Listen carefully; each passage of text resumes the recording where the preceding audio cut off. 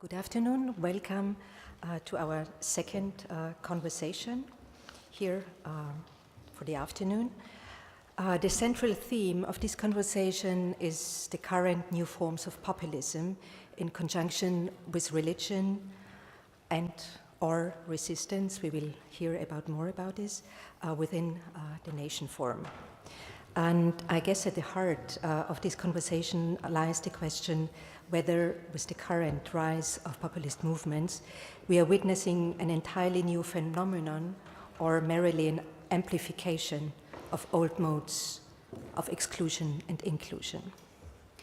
Before we start, just let me briefly introduce you the three discussants. Nilüfer Göle's work centers on Islamic visibility in European public spaces and the debates it endangers on religious and cultural difference. Among her latest publication is The Daily Life of Muslims, in which she offers a perspective on Muslim life in Europe that challenges the narratives of extremism and disintegration. Ranabir Samaddar has researched and written on migration and refugee studies, the theory and practices of dialogue, nationalism and post-colonial statehood in South Asia, and new regimes of technological restructuring and labor control. In his latest book, A Post-Colonial Inquiry into Europe's Debt and Migration Crisis, he states that Europe's present crisis suggests a post-colonial bind, or even a post-colonial destiny of Europe.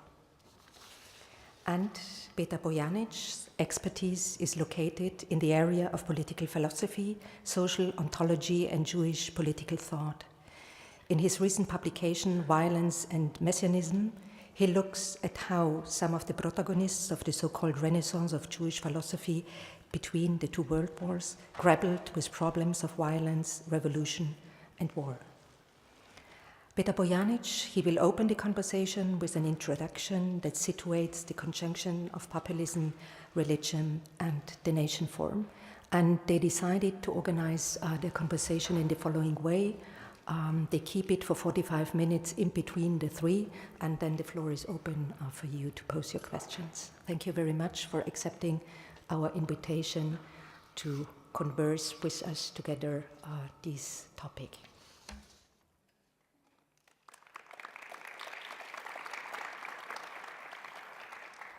Thank you, Catherine. Okay, we have now here moderator, and I will follow instructions of the organizer to talk a little bit on ex-Yugoslavia, and I had the liberty to talk a little bit of this phrase or syntagma, practice of theory, as an introduction of these panels, we can say, or sessions. But before that, I would like to thank Catherine and Manuela, as well as Orlike, Leona, Niklas, and the others. And also, I'd like to mention also in those invisible workers here, translators behind us, for their kind hospitality. Allow me to read my introduction to this session for it to go quicker and smoother. First, a few words regarding the phrase, quote-unquote, practice of theory that appears nowhere in Balibar and Wallerstein's book. Here is what Manuela and Catherine Klingen write in the argument of this project. I quote, "The organizers of the seminars," that means organized by philosopher Etienne Balibar and historian and sociologist Emanuel Wallerstein, held 3 consecutive years in the 80s, spoke of practice of theory, which was understood as continuous engagement or dialogue between positions and was evoked through the common clarification of questions and conceptions in a reciprocal process of cognition. End of quote. And in Sur la dialectique matérialiste, the l'inégalité des origines, which will later appear in the book Pour Marx from 1963, Althusser uses 2 similar formulations. First, la pratique théorique marxiste, that means Marxist theoretical practice, and une pratique de la théorie, a practice of theory. Althusser writes, I quote Althusser, so a practice of theory does exist. Theory is a specific practice, une pratique spécifique, which acts on its own object and ends in its own product, and product is a knowledge. Consider it in itself, any theoretical work presupposes a given raw material and some means of production. That means the concept of the theory and the way they are used, the method. The raw material worked by theoretical labor may be very ideological if the science is just coming into being. Very schematically, we may say that the means of theoretical labor, du travail théorique, which are an absolute conditions of its existence, theory and method, represent the active side of theoretical practice. Le côté actif de la pratique théorique, the determinant moment of the process. And what Althusser is talking about is different or asymmetrical to what Bourdieu calls la théorie de la pratique, theory of practice, or from what, par exemple, Jacques-Alain Miller is talking about in one of his seminars when he insists, I quote Miller, la pratique de la théorie, that means practice of theory, comme disait mon vieux maître Althusser, n'a pas sa place chez nous, chez Lacanien, does not exist for us. La seule théorie qui nous intéresse, c'est la théorie de la pratique, theory of practice. As opposed to, for example, Bourdieu or Lacan or Lacanians, these examples are entirely arbitrary. Althusser insisted on Marx because Marx produces, I quote, une pratique théorique réelle, a real theoretical practice, and has no use of some kind, I quote Althusser, la théorie de sa propre pratique, de son processus, the theory capitalized of its own practice. Which is, after all, why this is Althusser, which is, after all, why he's writing Capital. And Althusser said, ce monumental work, monument, as Althusser puts it, and not some kind of dialectic. Although he does keep promising it, but whose writing he constantly puts off. It seems to me that this is how we should see, I think, or this is the only way to explain the power of the book Race, Nation, Class, which has brought us together after nearly 40 years. Balibar and Wallerstein produced, I quote, again Althusser, real theoretical practice. In chapter 10, Balibar explains how, in contrast, theory, for example, such as Marxism, he said, his formulation is form as theory, because Marxism is form as theory, or Hegelian system, as Engels insists, borrowing a sentence from Faust, is going towards its own destruction. Practice of theory is different from the best and only partially theoretical and disciplined project which determined the philosophy of former Yugoslavia, that means the Praxis School and its Praxis philosophy. This group of philosophers from Zagreb and Belgrade, and partly from Ljubljana always was on margins. This is in Ljubljana. You always can find some kind of hybrid between structuralism and praxis philosophy. They had a journal in Belgrade and Zagreb, Praxis, and summer school in Korčula, visited by Bloch, Marcuse, Habermas, but never Althusser, who was barred because, in his opinion of this philosopher, in the opinion of these philosophers, he was an ordinary Stalinist. Recently, for example, Honet told me how close Habermas and Gajo Petrović, who was the leader of this school, were very close, and many times together, drunk together, etc., etc. The group, first, this Praxis group, criticized Tito's regime. Then they were pushed to the margins or expelled from the university. And the first director of the institute I am now the head of was Mihailo Marković, one of those expelled who founded the institute. Then this group to be returned to their university posts to later participate directly in political life and come to be in one way or another participants and responsible for dissolution of the country. Marković was the head of Milosevic's Socialist Party, but all these philosophers were politically engaged in Serbia, one becoming the president of the republic, others consultants, so various presidents, ministers, etc., etc. There were those who returned to Serbia after obtaining their PhDs abroad, such as Zoran Đinđić, assassinated 15 years ago, who studied with Habermas and Velma, who was briefly at the Institute for Philosophy before going into politics. I do not have a time to fully elaborate the dissolution of Yugoslavia in light of the breakup of this school of thought, the separation of Belgrade and Zagreb, and Ljubljana in one way, the fights about the founding of the journal Praxis International, edited by Marković and Richard Jacob Bernstein, older, that means from New School.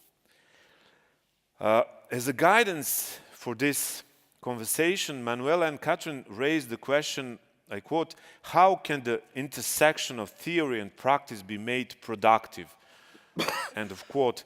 And this word, intersection, is actually found in the bodies of all these actors, quasi-theorists, who actively practice their own pseudo-theory, a theory that is practically an illusion, is not there, is latently not produced or practiced in Yugoslavia since its interception.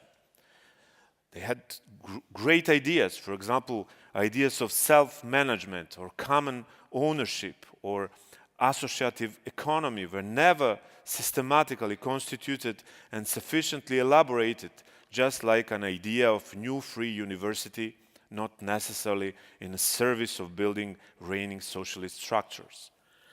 Praxis philosophy draws inspiration in the perhaps most mystical second thesis on Feuerbach.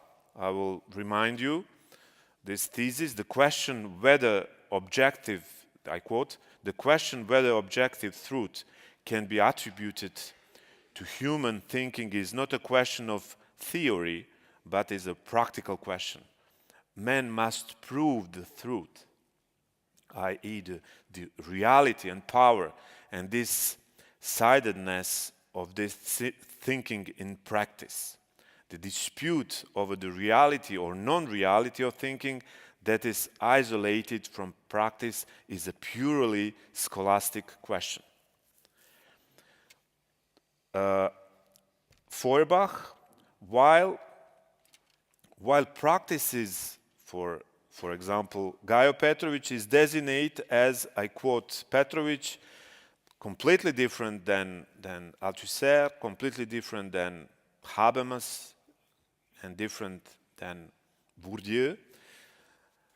Free, universal, creative, self-creative activity with which man creates or acts or produces and alters or shapes his historical world and himself.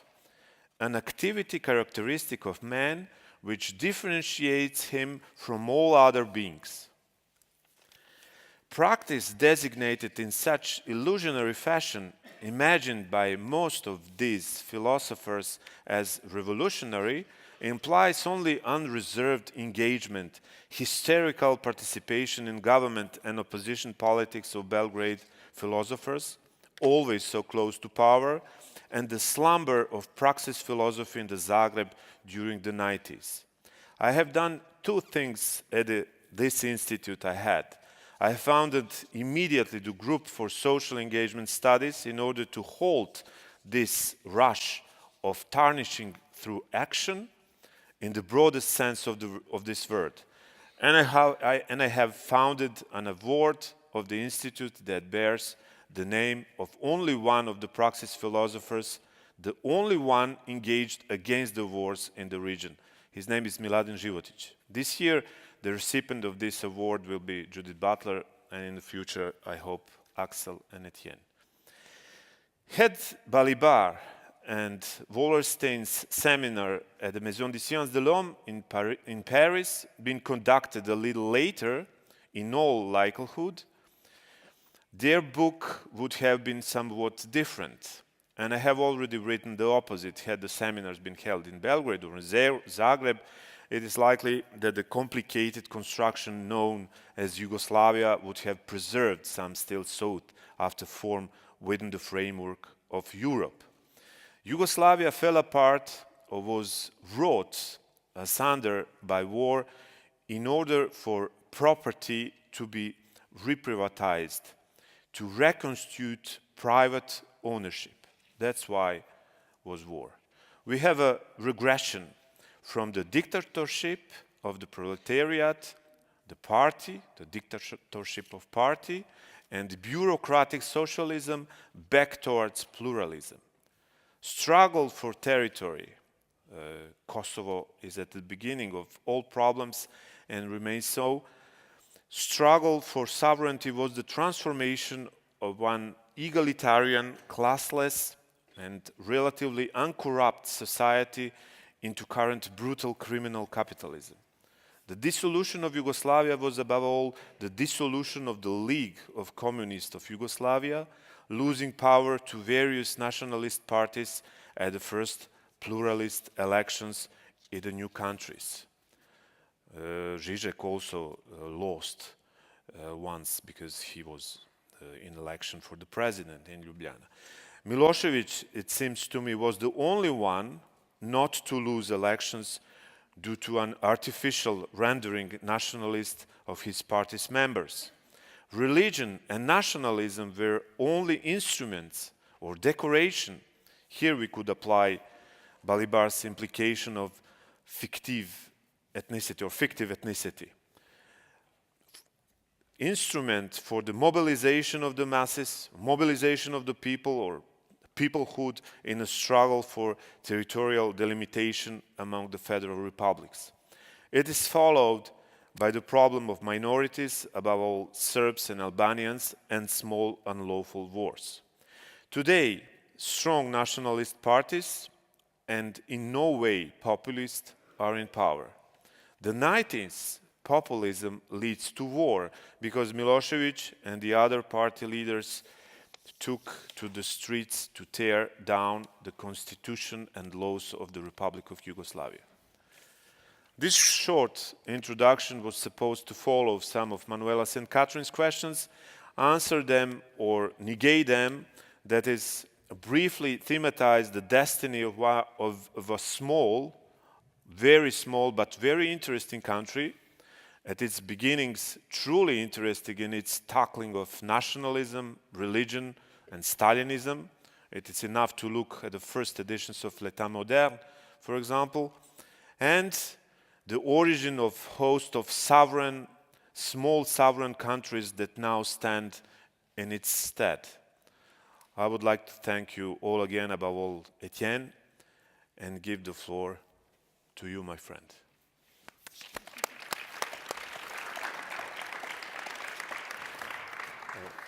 Thank you. I want to pick up the discussion which I had left yesterday and blatantly want to use this opportunity to drive home certain points which I thought I had not been clear on, and the phrasing of the theme, where is the nation formed, social communities between religion, populism, and resistance, what I want to do in the next 10-15 minutes is to again revisit how the nation form is being renegotiated by those who make the nation. And in this, you might say the historical agenda, the contemporary historical agenda, how what we know as populism and what is used almost without any qualification to the extent that it loses its purchase. It is heaped on political movements and formations without almost any kind of qualification or care. But therefore, to see how certain popular movements, usually described as populism, becomes essential for the people to make their political presence felt, and which, of course, as I argue, takes the left off guard, because the left, at least in India and in many other post-colonial countries, were not used to the kind of change that is taking place in post-colonial politics. So in a sense, it therefore opens up the question of the people, the popular, the populist and populism, and whether there has been ever any democracy without the so-called populist element in it.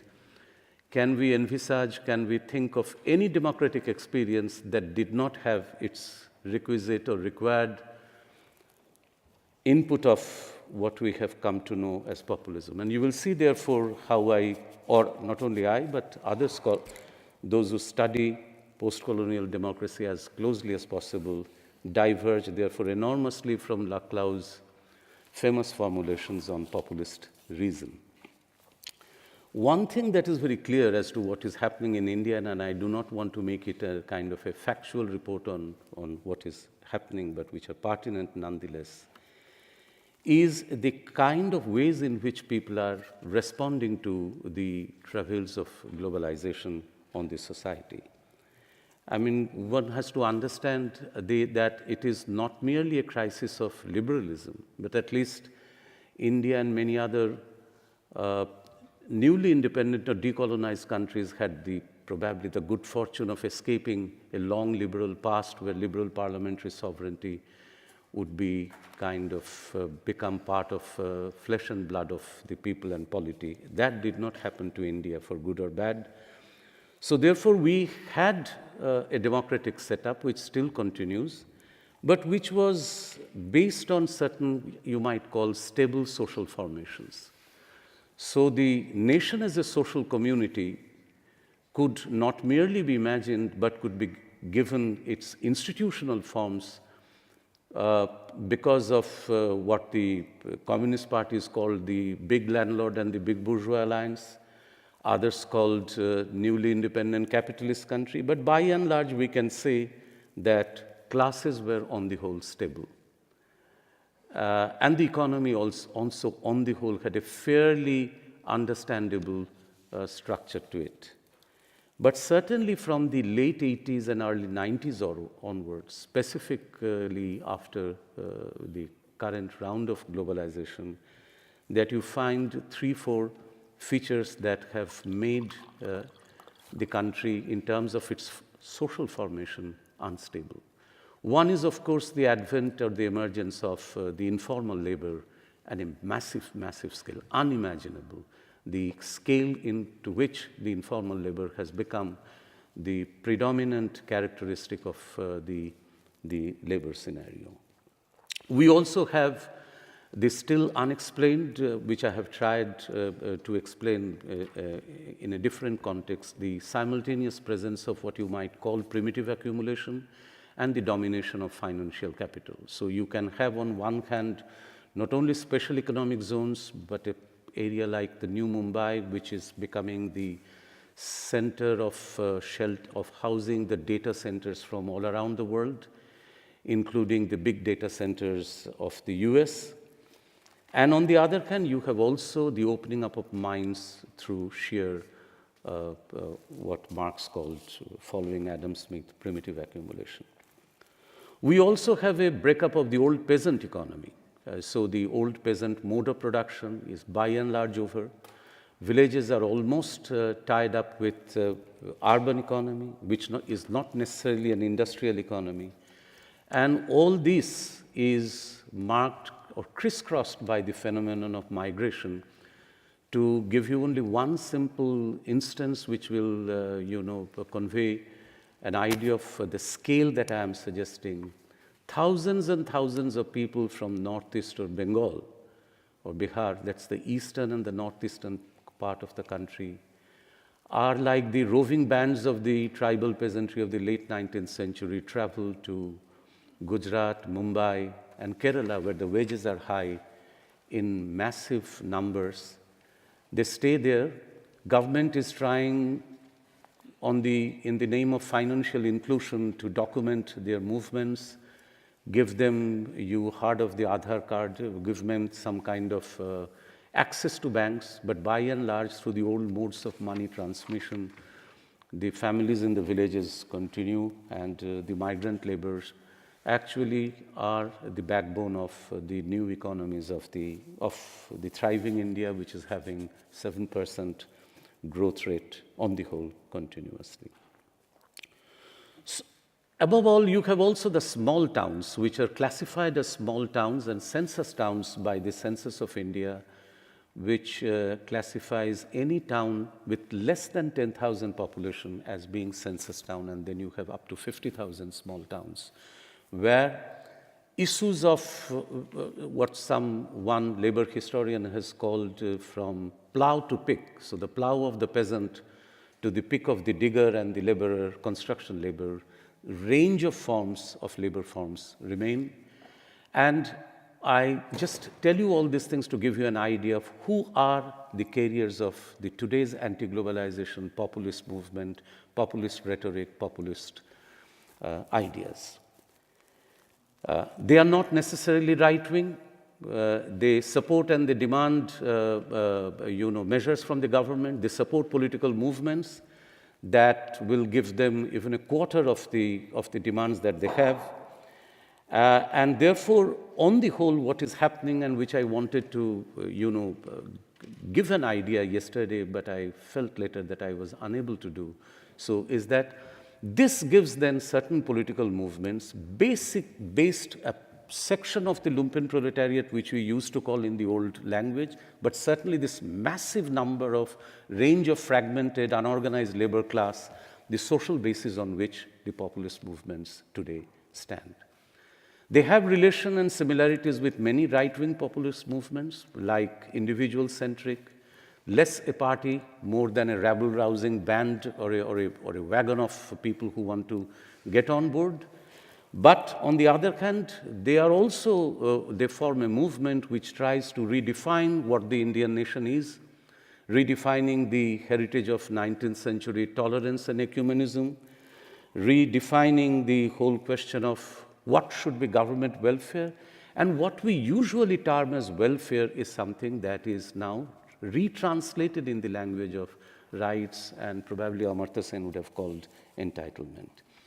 Interesting is also that these are precisely the states and the emerging political communities led by these kinds of movements, which not only try to redefine and reimagine the desired nation, what an India should be, opposes the state, but also it is much more hospitable to refugees and migrants. And this is again in conformity with, in general, you might say, historical experiences of extending hospitality to alien groups, where generally you find within the people a much more democratic urge of expanding the base of political participation and new entrants in politics. To give you again a very rough idea of the kind of welfares, therefore, that are introduced by populist governments, in many ways similar to probably Venezuela, I had written on the similarity between the two, is that first of all, women, girl children, female students, they become the first major object of so-called governmental welfare programs, where enormous innovations are being done in the sense of, if you do not marry off your girl before the age of 18, you get so much money. If you can help your child to pass graduation, you get so much amount of money. if you spend less amount on your marriage, then you get, these are the government facilities, to certain things that have happened today, which were unprecedented. If you think of India as the situation where each and every girl child, and not only girl child, will get a pair of shoes in order to go to the schools. They didn't have any shoes, they used to go barefoot, and you will get a cycle.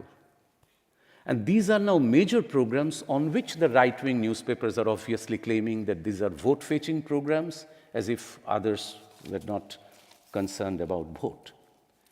There is also something which is, apart from women, how are the peasants being targeted? Because India in the last decade has been infamous for farmer suicides.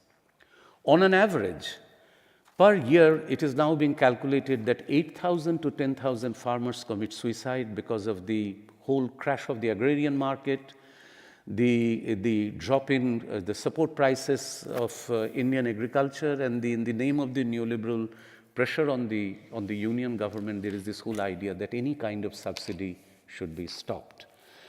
So again, one of the it's in many ways will remind you of the agrarian populism of the 19th century, and it is in many ways agrarian populism, but as I explained, that you can no longer classify it as agrarian or urban, because there's a much more of a continuum that is emerging in the wake of the neoliberal reforms, where you find the fair price shops in small towns, minimum support for agricultural products, and what are called peasant markets or marts. They are coming up to the extent that in certain distressed areas, these populist governments are now extending, measures that were probably 2 penny or 3 penny would be 1 kg of rice. And considering India, you have to understand why this is important. It's failing also. It's failing in terms of helping the workers in raising their wages. It is also failing in terms of averting the lockouts and the closures of factories, etc. So what I am trying to say, and I will now wind up, but I hope that there is time for discussion. If you ask me what are the economic possibilities of such kind of populism, I will say limited. But on the other hand, what are the political possibilities? The political possibilities of such kind of populism, I would say enormous. And one thing that is extremely interesting and which is unlike this Latin American experience is the way in which populist movements and populist governments, not the central government, I am speaking of state government and political movements, have been able to innovate and able to conjure up in some sense newer and newer kinds of these kinds of governmental reform programs, which are then linked with the whole question of how do you imagine your own nation? If this India is yours, then what is the India that you want, and how do you claim it from the other groups of people who will think that India is there? So are we therefore experiencing a recomposition of what we call as people? I think that we are, experiencing such a recomposition. I mean, if you think of Gramsci's idea of national popular, where Gramsci opened up the question of nation with the interrogating, axis of interrogating question around people, or the other way around, the one thing that he could not probably have seen at that time, but which is very clear in the deep examination of a possible examination of the question of national popular, is that do we have recompositions of the nations, or do we think it is over as a social community? And therefore, in the recomposing of the nation, how do people recompose themselves? And therefore, in that light, I think the old debates and the old formulations of populism are, for most of the part, they have to be thrown by the wayside. And I do not want to be very, critical about Laclau's formulation. Only thing is that they do not take into account the experiences of popular struggles. So to the question, what happens then to class? What happens then to resistance? Or to the question of resistance, precisely these are the new ways, partly shaped by governmental apparatus, but partly also shaped by the response of the poor people, the response of the informal laborers and the lowest section of the peasantry, particularly the migrants of the small towns, that it is reshaping how resistance, at least at the initial level, would be. And on the other hand, what happens to class? Class politics precisely is mediated through these. So it's not over, but simply forms are changing. Thank you.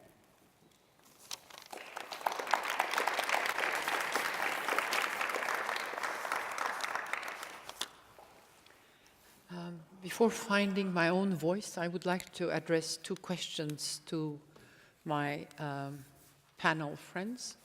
One is to you, Petar, because the two models, Yugoslavia and India, presented, in my eyes, pluralism, and both failed today. But in the case of Yugoslavia, I would like to come to Bosnian Muslims, because the moment after the dissolution of Yugoslavia and the civil war, the whole issue of European Muslims the Bosnians were distanced from Europe in a way. I gave this analogy between the destruction of the Mostar Bridge and the destruction of the Berlin Wall. We all focused on the fall of the Berlin Wall, which was very important, but we have totally dismissed the destruction of the Mostar bridge, which really united different parts. And this Mostar bridge, which was besides created by Ottoman architects, stood for some kind of patrimony, what was very important, and bridge as a signal, as a symbol of bridging differences and different ethnicities. So that analogy for me was important, because the fall of Berlin Wall meant something over, the unification, but already communism was over, whereas the destruction of the Mostar bridge meant the Muslims living in Europe becoming the future problem. So for me, Yugoslavia is that moment of dissolution meant also all these problems. So in the second round, you can answer. And to you, I would like, suddenly I started playing the moderator role, but I think I'm in the middle. To you, you haven't, for us, Indian secularism was the model of pluralistic secularism, not national secularism. The example that really brought Muslims and Indians into a cohabitation. That is the model, which is very different from the Turkish secularism, which was much more related with nationhood and uniformization of society.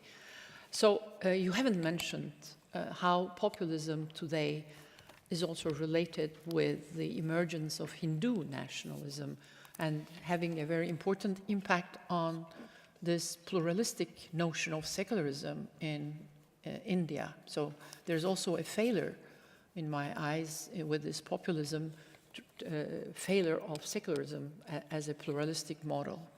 So now I want to move to my own words.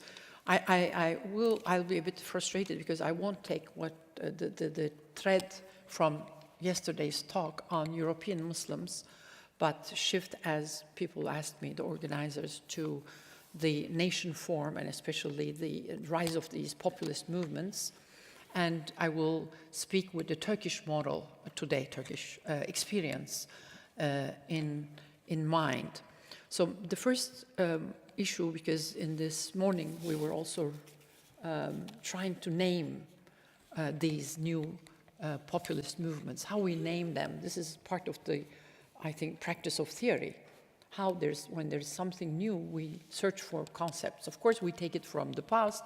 Very often I heard the word fascism, but is really fascism is enough to understand these movements? Some people say they are illiberal democracies because still there is something about democracy, but values of liberalism, political liberalism are not cherished. Some people would speak more about the coming back of this strong leadership and masculine values. With that therefore authoritarian personality, authoritarianism coming back, and especially maybe new ways of articulating nationalism, nativism, and racism is taking place, and also with religion coming into that picture as well. I don't know if I would use Islamopopulist for the Turkish case. What is the nationalist dimension? What is the religious dimension? It's not easy to name it, but at least I would like to bring forth that the naming shouldn't be that automatical, because we are really observing a phenomena which is, we try to call neo-populist, but then the Latin American experience is different. We have to readjust these terms to the, in today's present situation. So some of the features, one thing is, before we used to think Western European democracies and the East as under military rule, decolonization processes, transition to democracy, always in terms of deficiency in relation to democracy, and the center being Europe's democracy. Today that's over, because both Europe and the non-Western are entering into that phase. We don't know how long it will take. Is this a backlash, or is there something really more important that will settle? But the East and the West lost its distinctive, I would say, temporalities and political systems. We can't speak about the Western countries are also endangered by this emergence of populist countries, and not only Eastern Europe, but Western Europe and the United States. I'm not going to go into details between Orban in Hungary, in Austria, but also in Poland, and then Turkey, and United States, India, and China also becoming again on the picture once again. So although these are very different, there's something happening at the level of the world system. So going back to Immanuel Wallerstein's comment, observation, he said, we are moving from a center-periphery kind of division to a world system which is multi-centered. What is the consequence of that on this new populist movements? I would say, because these new countries, especially the non-Western, because India, Turkey, and others, there's a claim to be players, global players, regional players. And I think this is very important. This is the multi-centered thing. They claim to be players in the region and at the global level, and sometimes beyond the frontiers, beyond their national frontiers. And I think in the talk of Etienne Balibar, there was a very important intuition. He spoke about population control of these new powers, that is, demographic becoming very important. And I thought of new wars. The Syrian example, the Syria War in Syria is a very good example. So all these forces are trying to control Syria, Turkey, Russia, Iran, and other forces. And so therefore it is beyond the frontiers, national frontiers. But this war maybe is not only about the question of minorities, Kurds, and or the Daesh, ISIS movement, but it's also maybe something about the population control related more with capitalism. And the Turkish case, we shouldn't forget about the refugees, Syrian refugees, 3.5 million refugees changing. So the population, politics of population will be more and more important, not only an issue of immigration, but issue of economics. So this is one thing I think that we shouldn't forget maybe about these new populist movements. The nationhood is changing, the national frontiers are changing.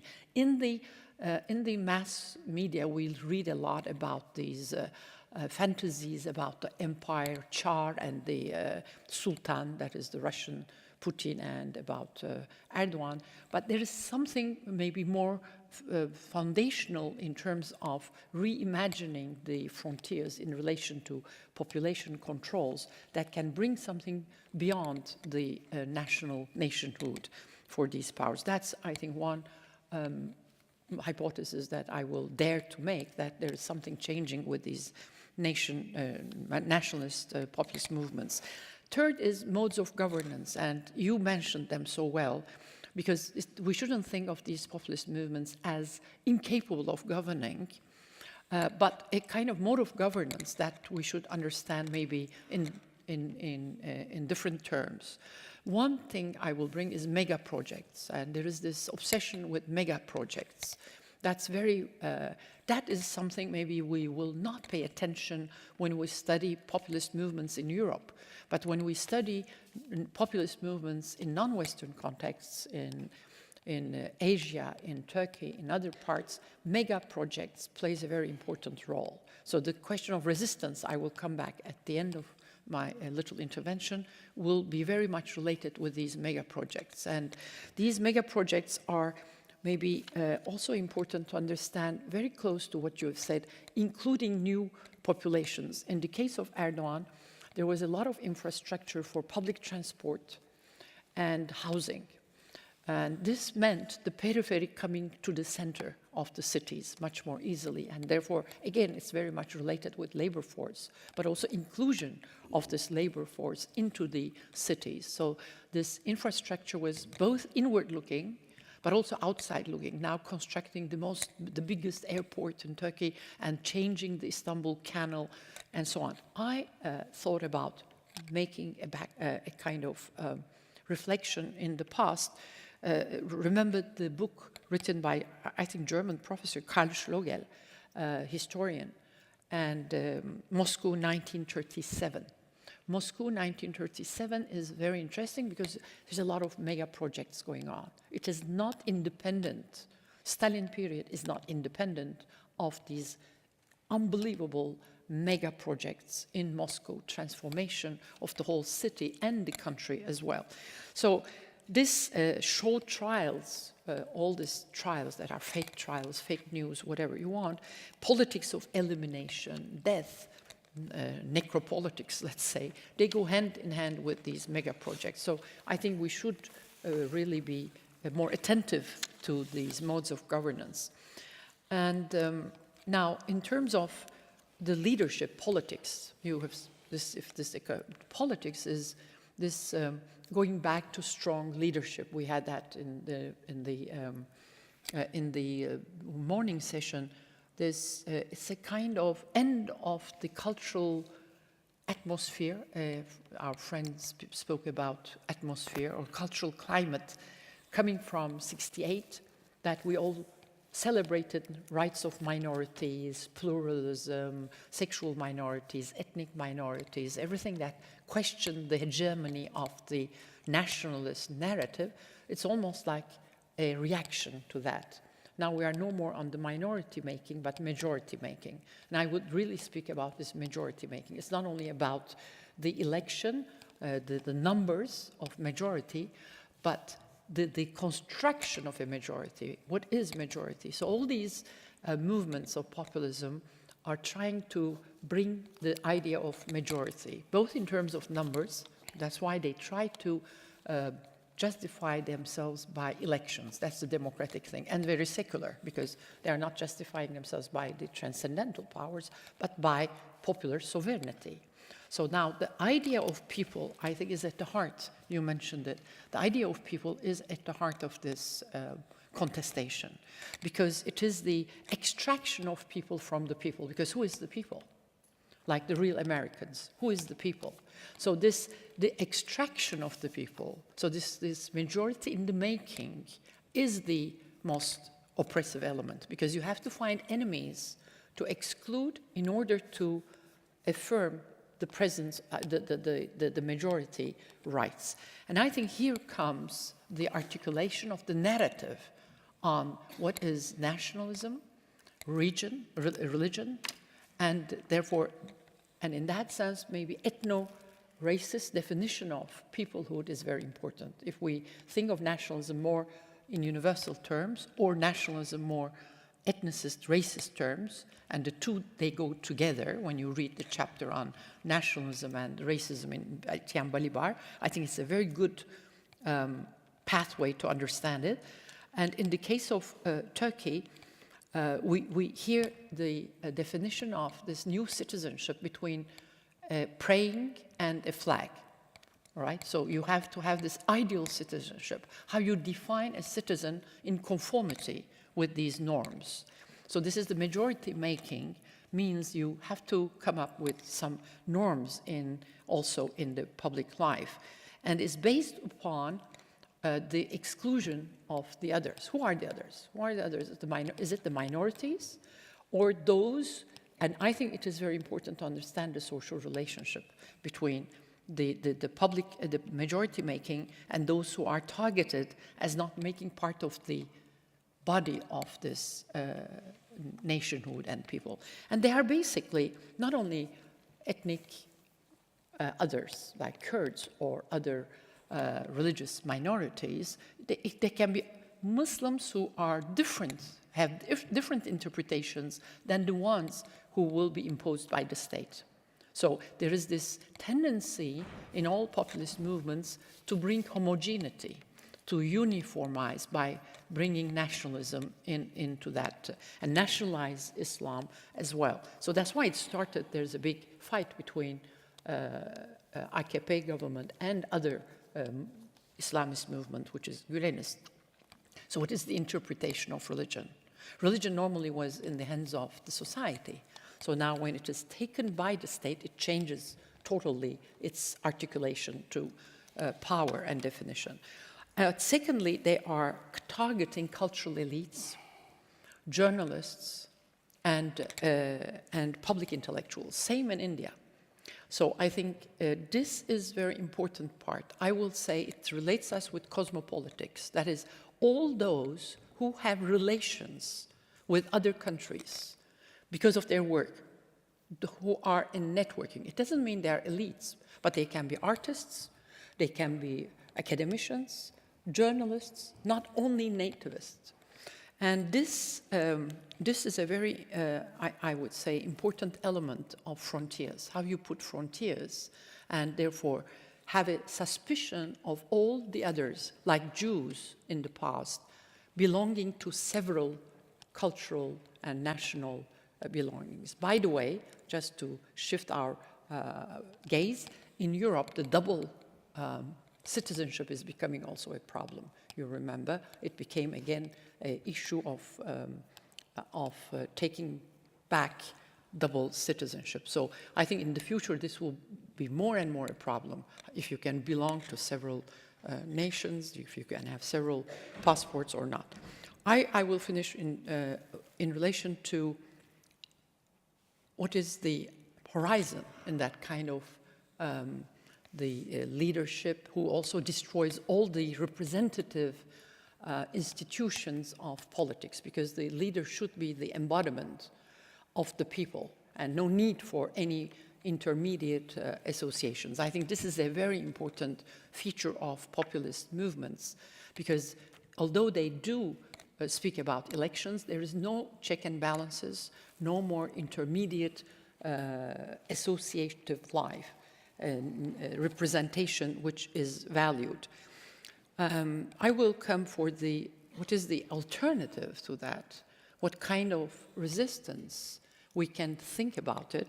I'll come to the movements of public space, that is Gezi movement in Turkey, but also Tahrir movement in Egypt, which gave rise to Arab Spring, and then it failed, and then we can think that politically these movements were not sustainable, they didn't have an impact, but I believe that they opened up a horizon of the possible that we intellectuals should develop as practices of theory more and more. Why? Because in those movements, it is true, it is not like a political organization, it's not a party movement, so it doesn't fit into the framework of the leftist movements from the past, but all the singularities expressed on the public square, singularities I'm saying, because people came with their differences, LGBTI movement, but also football supporters were there, so both very different kind of language. They had to adapt the language. Feminists were correcting the language of the football supporters and the management of violence. I'm speaking about the Gezi protest movements. And so there were Turkish, what we call white Turks, coming from the upper class, secular, westernized young people who were for the first time maybe understanding, creating empathy with the language of Kurdish, trying to establish relationship with the east of Turkey and with Kurds. And also never those secularists who have never been with Muslims. They were protesting, they were living, they were habitating the Gezi, the public square, with some Muslims called anti-capitalist Muslims. So we have different actors, because public square reveals the movement's identity. It's not an identity movement. Space brings it together. That also brings me into the idea of Negri about common, how we create a common. We only can create a common, something common in the public square. So I finished saying that public square itself became a very important enjeu, stake for our democracies. We have to take it back. We have to reappropriate it. It's more than freedom of expression. It's also freedom of appropriating it, habitation of the public space. Either it is confiscated by the private capital, it is privatized, or by authoritarian populist regimes who doesn't give any possibility for the contestation of norms, including in the European case, to relate it with yesterday's talk. Because if the norms are just to be, not to be questioned and elaborated, then there's no place for public space. Public space is the place where we encounter and try to get familiarized with one other's perspective and point of view and difference. Thank you.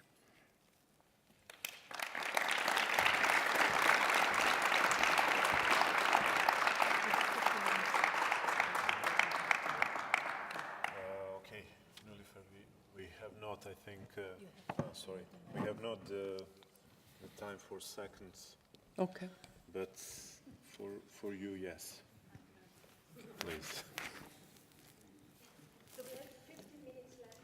I see what you mean.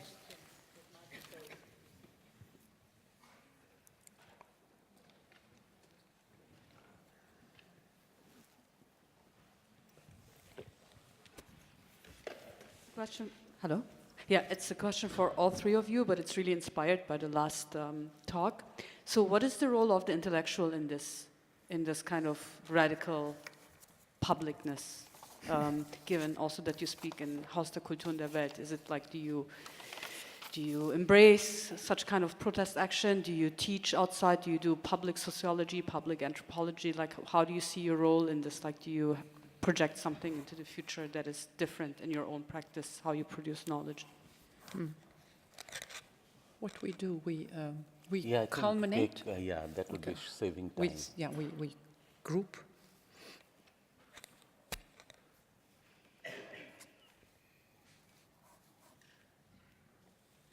Then I go, I use time.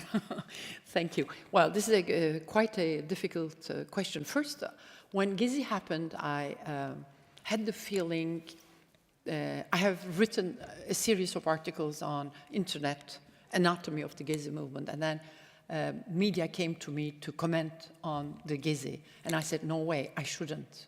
I had that feeling that intellectuals shouldn't be the spokespersons of this movement. So that's something very important. I wrote it discreetly, but I really cared not to become a sort of spokesperson, because one of the features of these movements, they don't want leadership. They are not in this verticality, what we call horizontality, and they don't want spokespersons. So it's not theory by those intellectuals and themselves who are just actors. They are also making sense and narrative of their own movements. So the way we situate ourselves as intellectuals is then what we do in the, well, you can go and be part of them, all right, but then I think it's very important for us to continue to give importance to these movements, whereas they were despised, penalized by the political powers, suppressed, and also by by the intellectuals themselves. They were said, no effect, it all disappeared. So remembering and working on this movement, making it alive today is my first, in my case, my first public engagement with these movements. So I tried to make the archives of this movement. It's like for the Tiananmen, maybe you should, it is, I came across that with Agamben. I was looking for Tiananmen because each time I was working on these Maidan movements, I call them Maidan, and Maidan means public square, and it is Persian origin and Turkish Ottoman heritage in Ukraine that brought this notion into our circulation. It is Maidan and public square, they are the same. So these Maidan movements, it's important always to change our gaze and language from Eurocentrism to other parts of the world.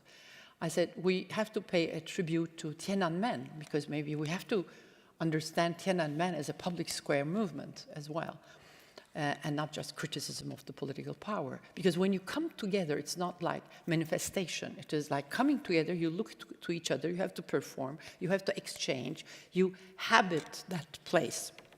And they have transformed that place into library, into ways of performative action. Art played a very important role. Artistic expressions, irony became a very important. The reversal of the stigmat was very important because the power never acknowledged the agency of these people, saying that these are like çapulcu, slum, scums, and very bad terms. Like racaille in France also, that is, you're not an actor, you're not a respectful, you don't have a respectful agency, so you are treated. And then they turn that name, that label, to the hashtag of the movement. I am all çapulcu. I am a çapulcu, and many people from outside, they have taken this also. So this became almost a global movement, so the reversal of the çapulcu. But this is not an identity movement. This was really very important, how people encountered differences and tried to find a commonality. Just one moment I take from Egypt. In Egypt, there's a case of a Copt young woman who came to Tahrir Square the first. She said about the same kind of story, saying that the first time I went out of my neighborhood, Christian Copt, and I met during the Tahrir Square that I made part of others. And this was a very important, she's a filmmaker, she's an artist. So I think that element of encounter and making something common is very important. I have one short response to your question and the one that was raised. You see, on the question of secularism that you mentioned, on the whole anti-globalization and pro-poor, these kinds of populist movements, which, as I said, remind us of the agrarian populism of the 19th century, they are redefining secularism. The secularism that we had was out and out a liberal ideology. It was state secularism, and it had, on one hand, it was patronizing the majority religion, and on the other hand, what it was doing to the minorities was allowing the minority existence only in the ghettoized form. You see, you understand what I mean. On the other hand, you will note that I was using the word ecumenical, precisely because there is a shift from secularism to what you might call tolerance. It's not the Lockean toleration, but the idea that there are many religions which you have to tolerate, and the religions have to enter into dialogues with each other, and the state should provide either the canopy or the sitting house, sitting chamber, where the religious dialogues can take place, and that's the role of the state. The usual idea of secularism doesn't tell us that. So, and the contours of redefining what is secularism they are not as yet clear, but I'm sure that in the kind of social experiment that are being undertaken by these governments of the poor, which are, as I said, informal, producer-based, informal labor-based. So we are seeing that, the whole question of secularism will have to be thought again. On the question of intellectual, I have a different answer. Again, based on and which I'm quite sure you would not like, which is that we have to understand why these governments of the poor are so anti-intellectual. The whole question of the position of the intellectuals as kind of mentors of society is something that we have inherited from the liberal rule. This is overvalued. Let's face it. Think of Gramsci, who was writing in his own understanding of passive revolution, and Gramsci said and didn't explain, but it was one of his most understated, fascinating remarks, that during the restructuring of society along the lines of passive revolution, Gramsci writes, intellectuals become spokesperson of rule. It becomes so. On the other hand, Gramsci said that if you have to be an intellectual, be an organic intellectual. We all have debates around what it means. But clearly, the role of public intellectual, this is overvalorized. And there is no reason I see why what we usually am calling of the populist movements, which really show no sympathy for this exalted role of the intellectuals in society, and apparently becoming the guardians of our conscience, of our intellect, of our upbringing. If that comes to end, let's admit that the kind of populist rules that are there will not be much role of quote and unquote the intellectuals. So you will have education, you will have colleges, schools, teachers, painters, everything. But this whole nomenclature called the intellectual might not have that prestige. Which brings me actually to the last point in reference to that, and which you mentioned very rightly. Why is it that populist governments, particularly the kind of left-wing populist government or anti-globalization, pro-poor populist governments that you find in Latin America, that you find in many states in India now, why are they so, as you said, big project-centric? But interestingly, they are also very keen on building up social infrastructure. And in the infrastructure, or in the terms of building up the logistical framework of a society, something that is, again, strikes your mind is the kind of new primary schools that are opened. Universities are open. At once, the educated middle classes pounce upon the government, oh, they have not, given this, they have not built up a proper university, there is hardly a building, they're giving a name to that. In the university ranking, including Shanghai ranking, India stands one of the lowest. We are caught by this whole liberal notion of certain things which we call by education. And the moment you see that a poor persons or poor classes or these kinds of government by the underclasses, they take then the seat of power, they don't want, they're not doing any revolutionary thing. But clearly the style, the mode, as you say, the mode of governing is such that which makes it at odd and a complete kind of opposition to the given liberal experiences of rule, where excellence, meritocracy, intellectual, guardianship of society, all these are then put to question. And if they're put to question, I have no hesitation in admitting so much good for us. At least we should have been in for such kind of experiences for a long time, and that if it is happening, let it happen.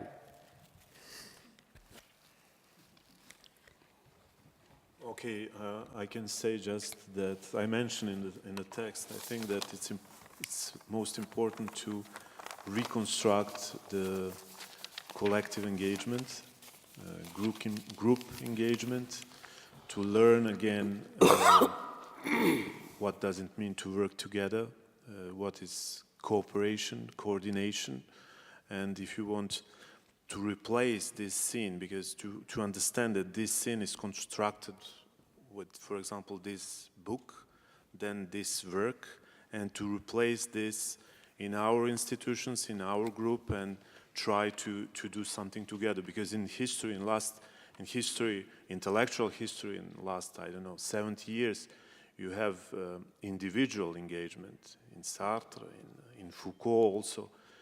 Not critical engagement, not collective engagement. That is most important.